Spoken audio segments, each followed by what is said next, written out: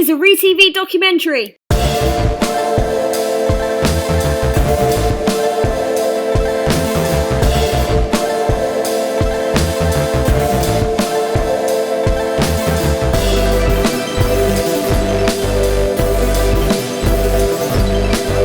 JonBenét Ramsey.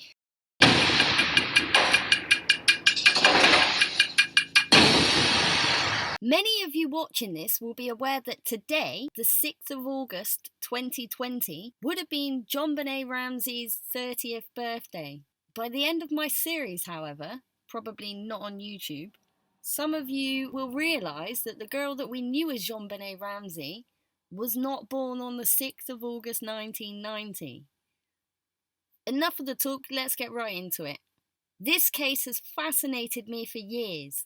The more I dug, the more bizarre it became. First, we have a kidnapped young girl, the child of a very prominent CEO of a technology company, a company in which that year, 1996, was their first billion-dollar year. The mother made a bizarre and unconvincing 911 call straight out of a Hollywood movie. There was a bizarre 2.5-page long ransom note, the content of which and the length of the note was just insane. But wait, there was no kidnapping, it was a murder. The girl had never left the house. The note was written at home, as evident by the practice note and the note being written on Patsy Ramsey's notepad. If you have taken a look at the content of this note, you will be forgiven for thinking that this was the longest and most bizarre ransom note in history. But you would be wrong. Very wrong. Then I find out that 3 decades prior, in 1968, a young woman named Barbara Mackle, the daughter of a man who described on Wikipedia, which by the way is a great place to start in your research because you instantly know what isn't true. Anyway, described as a wealthy Florida land developer, was kidnapped and buried alive. Guess what?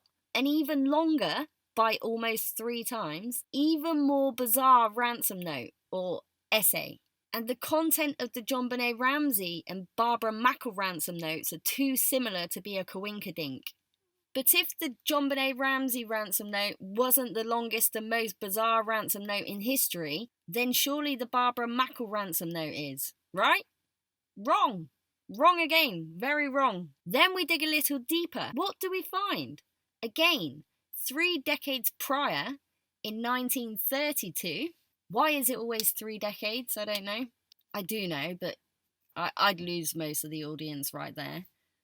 The case of Charles Lindbergh Jr., who was 20 months old when he was kidnapped and murdered. At the time, Charles Lindbergh was one of the most famous men in the US and throughout Europe. In this case, there were 13 ransom notes. There were months of communications through personal ads in the newspapers. There were taxi drivers dropping off ransom notes. There were notes instructing on where other notes were.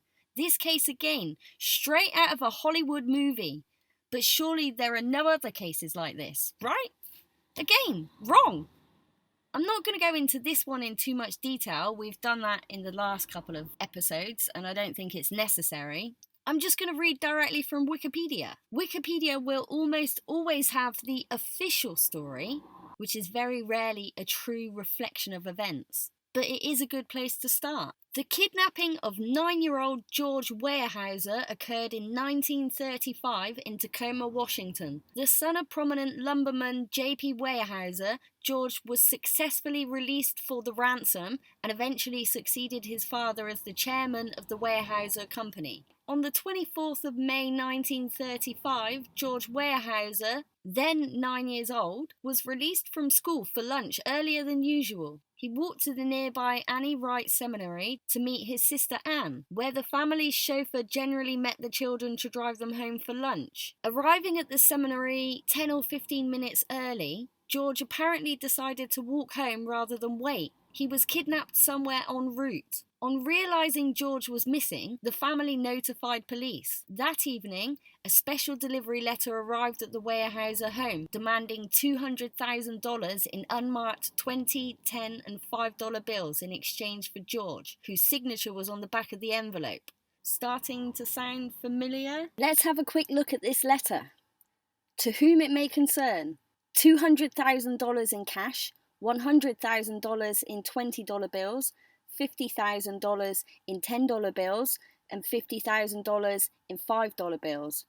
All of this money must be in Federal Reserve notes and unmarked. You are not to take the numbers of these bills. If they are taken and the bills are marked, it will be off. You are not to notify the police, Department of Justice, or any private detective agency. If you do, it will be all off. Keep it out of the papers. This is business. Be businesslike. You have got 5 days to raise the money. Better have it. In 5 days, or as soon as you have the money, advertise in the Seattle PI personal column, say, "We are ready," and sign it Percy Mini. So first of all, they're saying keep it out of the papers, and then in the next breath, they're saying advertise it in the personal ads of a paper. Remember, the money will be gone over before the release, so don't mark it. The police can't catch us, so be very, very careful to follow these rules. These bills must have been in circulation.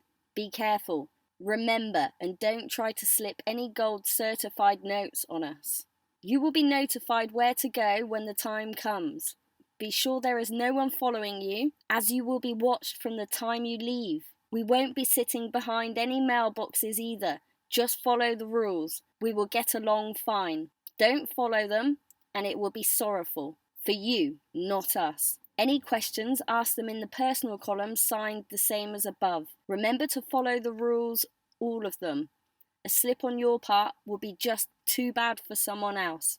We know what we are doing. We have it all planned. It has been planned for 3 years. In the meantime, we have looked for places where we might slip and have found none. We are educated, and pride says we are fairly intelligent. So if you just stop and reason for a minute, you'll see that it is best to follow our rules. We don't want to hurt anyone if we can get out of it. So if you just follow the rules as they are laid down by us, you will have the one you love back home in weeks' time. If you care about them, $200,000 worth. So just remember, a slip on your part is a slip by us. Don't do it. And I think it's signed egoist?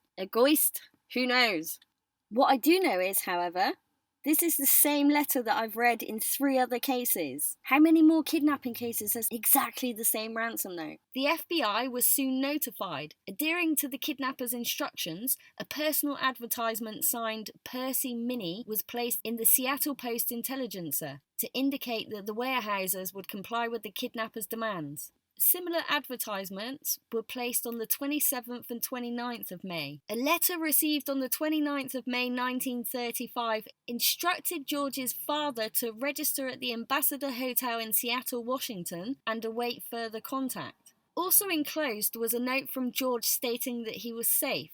At 10 that night, a taxicab driver delivered another letter to Weyerhauser at the hotel. This letter directed Weyerhauser to drive to a designated point where he found sticks driven into the ground with a white cloth attached, and a message directing him to another signal cloth further down the road. However, on reaching this second location, he found no message. After waiting 2 hours, he returned to the hotel, and on the morning of the 30th of May, an anonymous caller remonstrated Weyerhauser for not following instructions. Weyerhauser insisted that he had wanted to cooperate, but that he could not find the last note. At 9:45 that night, a man with a European accent telephoned, instructing Weyerhauser to go to an address where he would find a note in a tin can.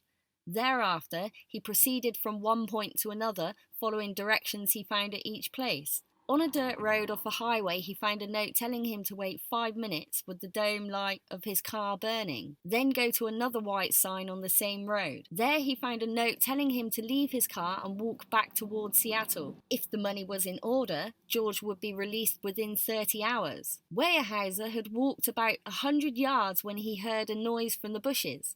A man ran out, got in the car and drove away with the ransom money. I was so confused about the JonBenét Ramsey case.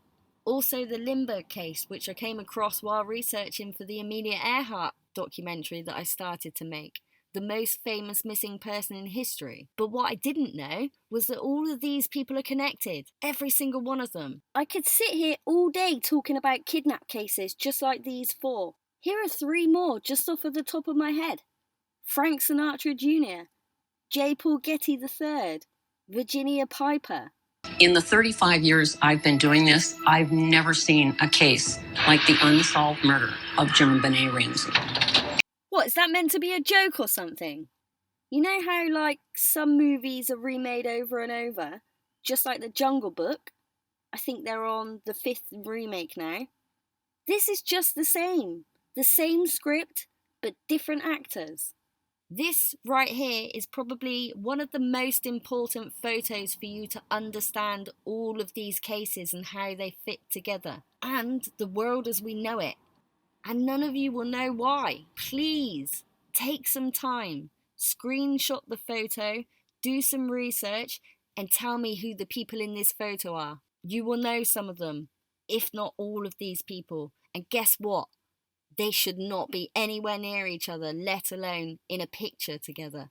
If you want to understand this image further, there are other historical events that you need to understand and accept first. And if you want to go on that journey, head over to my website where I'll be uploading content that I can't upload here. If you want to support this channel, please consider being a subscriber on my website, where the membership starts at just £2 a month, and you will not only be supporting this channel, but you will have access to all of the exclusive content that I produce on my website. The first episode is already available on retvdocs.com, and in the second episode we will start to explore the people in this photo. Trust me, if you have an open mind, this will change your whole perception of the world you live in. If you want to support this channel but don't want to pay, I would be extremely grateful if you hit that subscribe button. The more subscribers I get, of course, the more content I will produce. And to those small handful of awesome people who are already supporting my channel, I f***ing love you.